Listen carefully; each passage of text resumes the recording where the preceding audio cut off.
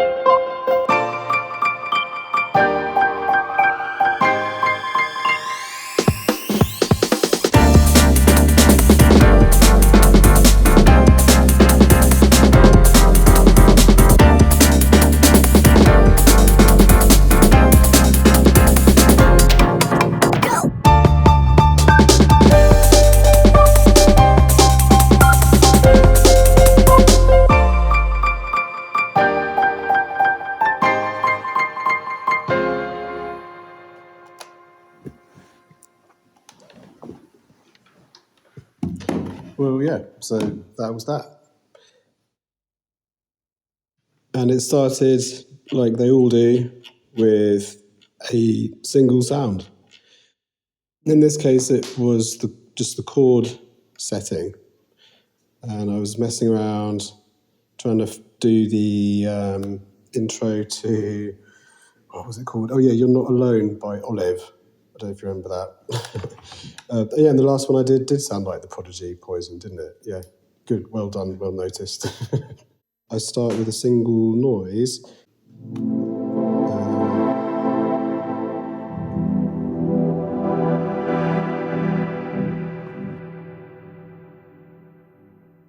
This is big string, which is just orchestral strings sort of noise. And I find a chord.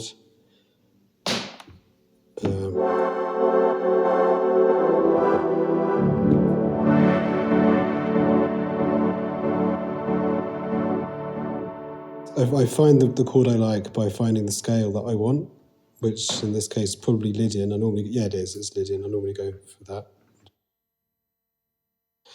And you can change the number of keys within the chord.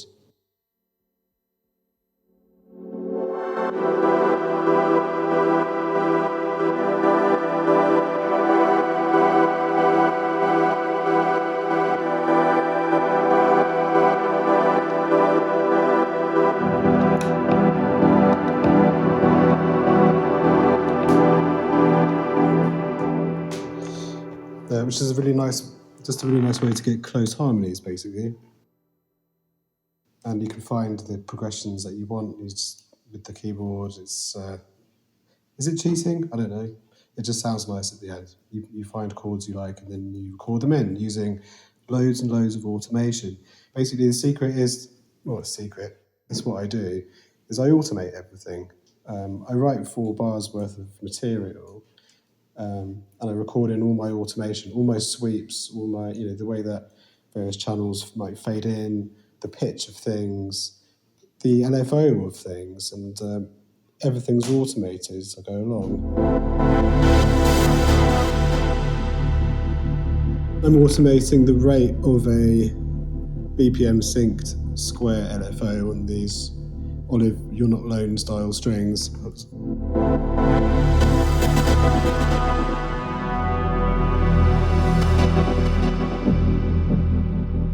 I record in all my automation the way that I think it sounds nice. And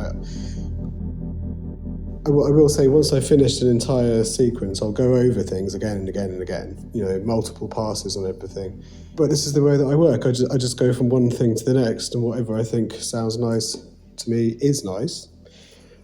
And someone asked about, how do I do textures, for example? Well, I always use the Master Effects, where is it? The wet verb. I won't set it all the way wet, but most of the way. It's quite menu divey, this thing. But yeah, anyway, the wet verb. So, in fact, almost everything I do goes into the wet verb. Almost everything. It just gives you the option of having some spatial and texture behind everything. So it's 100% wet, slightly less, 3/4 maybe. And for kind of intros or textural or ambient stuff, I will always go for the wet verb, pretty much. I tend to think in terms of bands: sub-bass band, bass band, mid-range band, and tops. If you're in a choir, it would be your bass, and then your alto, and then your treble, and then your soprano, or something to that effect.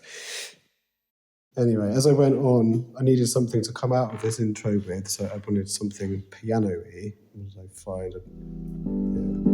Well, I recorded in this piano riff.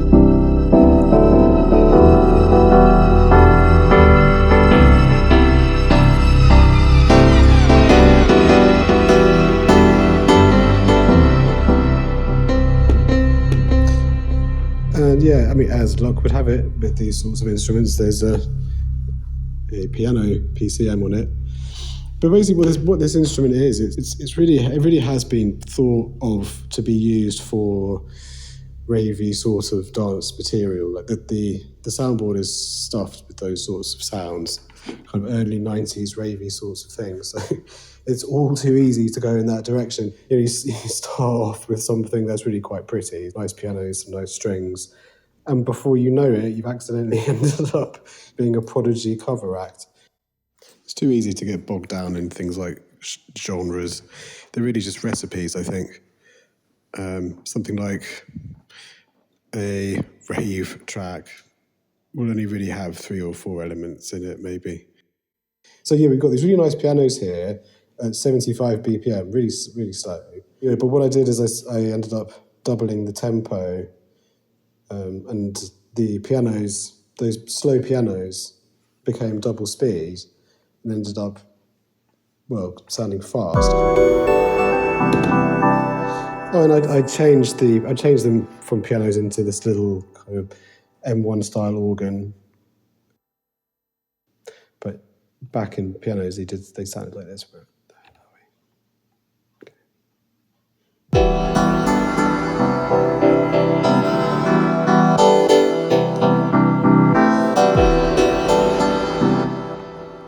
And yeah, I stuffed them with effects as well. I added a phaser to it.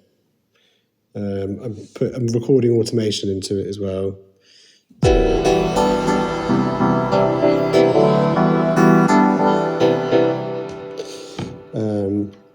So that's what I'm doing. Yeah, I'm always adding automation and effects to pretty much everything.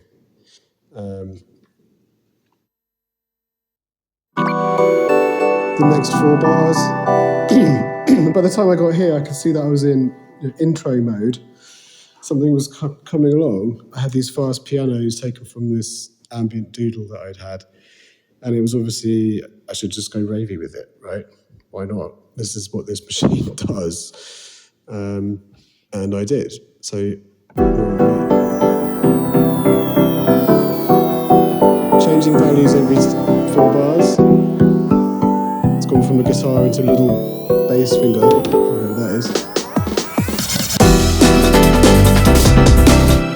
So yeah, it's all kind of kicked off now. The drums are hitting, the bass is there, the riff has been fully fleshed out. I've kind of given away a big box of tricks. All of a sudden, it's all gone quite ravey. The beat I put in, I did show you kind of last time more or less what I did, but what I didn't show you is how to do kind of ghost hits, how to make your beat sound all shuffly. I showed you a bit, using the funk breaks and stuff, but it's about ghost hits a lot of the time.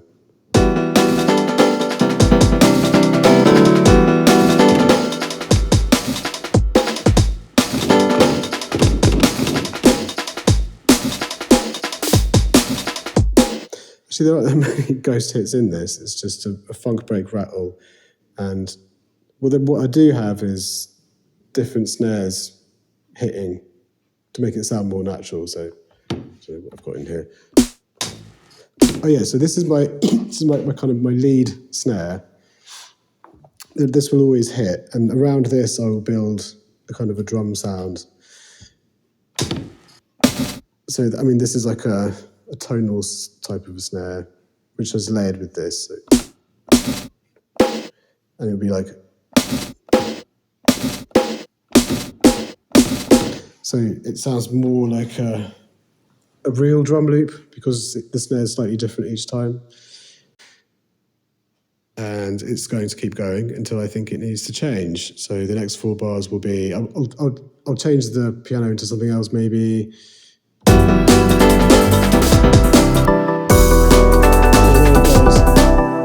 So yeah, the piano's changed into this M1 organ sound.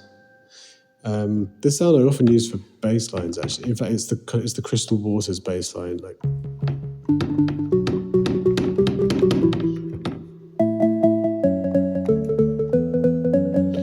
Anyway, it sounds really good when played high up like an organ. It's almost got a church organ type of a ring to it.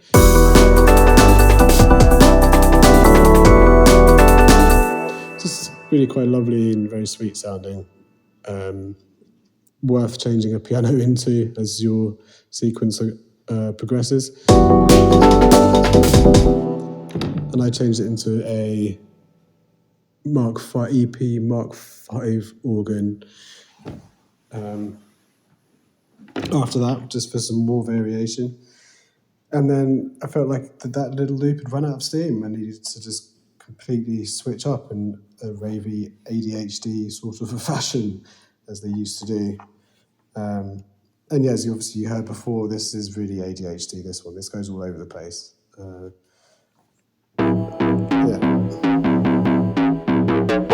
So yeah, I'd come out of these pianos and wanted something riffy and a bit more stripped down and more dance floory. more ravey, I suppose. It's all ravey. I don't really know how to describe it, but.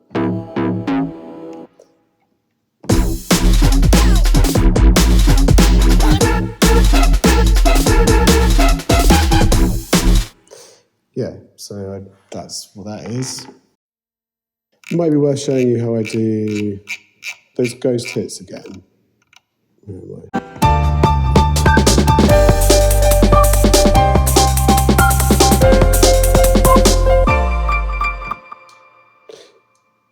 Is this quite ghost hitty? I suppose it is, isn't it?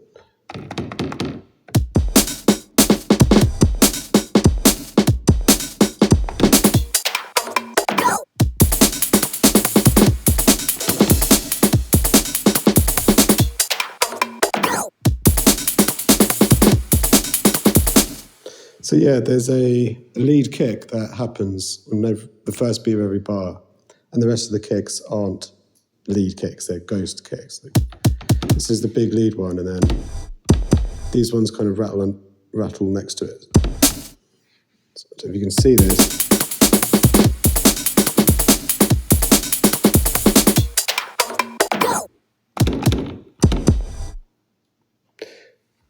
Yeah, so the big lead kick has low bass on it, which will make the speaker leap a little bit more.